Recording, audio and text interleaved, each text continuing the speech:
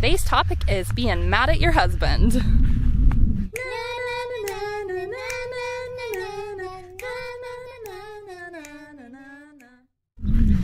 So it may sound like a funny topic, but today's topic is being mad at your husband. And I wanted to talk about this because if you're married, you know it's going to happen at some point, if not a monthly or a weekly basis, or who knows, even daily maybe. And it's so easy to get wound up, and when you're frustrated, you're angry about something, and it's not going your way, and he has a different viewpoint on it than you do. Like, it's easy to think, oh, well, maybe I'd be better off on my own, or, I wish he'd just let me have my way on this. And, I know, because those thoughts, those do run through your head, and having a relationship is difficult because, the other person, they have their own viewpoint. And so what I wanted to say about this, when I'm angry and I personally am hitting that wall of getting past that to be able to work it out, is there's a couple of things I like to reflect on. And one of those is just kind of taking a step back from it mentally and thinking, is this particular issue going to even matter in a month? If it does, what about in a year? Is it going to matter then?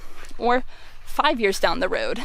And putting that kind of perspective on it can really help, because most of the time, no. Most of the time, it's not going to matter. I'm very frugal, and we would fight over the silliest things sometimes. We would be at Walmart, and he just wanted to get one of those pick 3 buckets of chicken or something like that.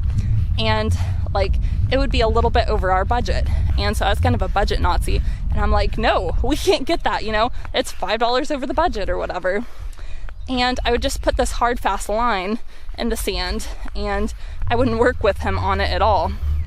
And ultimately, that was just, when I would do that, it would just drive a wedge between us. And yes, we do have to be budget conscious, but for him, he sees things a little differently. I like to draw my lines in the sand with the budget, whereas he is more of a budget's a kind of a guideline. So since I'm the one who normally does the finances, if we end up going over an area, I just make it work out where it can come out of a different area if it's over a little bit. So that's how we ended up working out that, I've become more flexible, I would say. If you're still having trouble, after thinking about the perspective, will this matter in a couple of years? Another thing to think about is think back on your years when you were dating, and think back how you felt the day you get married, and actually pull out some of those photographs and look at those, because they really stir up strong emotions and just help you feel feelings of love towards a person, even when you're having a time of frustration with them. So that's another thing that I encourage. And a third thing that I like to do is I like to keep a little notebook, and we'll write notes to each other, sometimes in there, a little poem or a love note or things like that.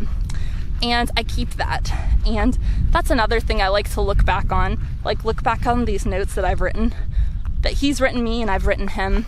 And again, it just helps raise those feelings of love, because that's really what you have to do. You have to bring up those feelings of love and then realize, yes, I can work that out with my spouse. We can make this work. And so, no matter what the issue is, whether it's financial or just related to an event, or no matter what it is, just taking these things into consideration will help you get some perspective on it. And so you can step away and, even take a few minutes to reflect if you need to. Sometimes you have to do that. But, even as mentioned in the Bible, don't let the sun set on your anger.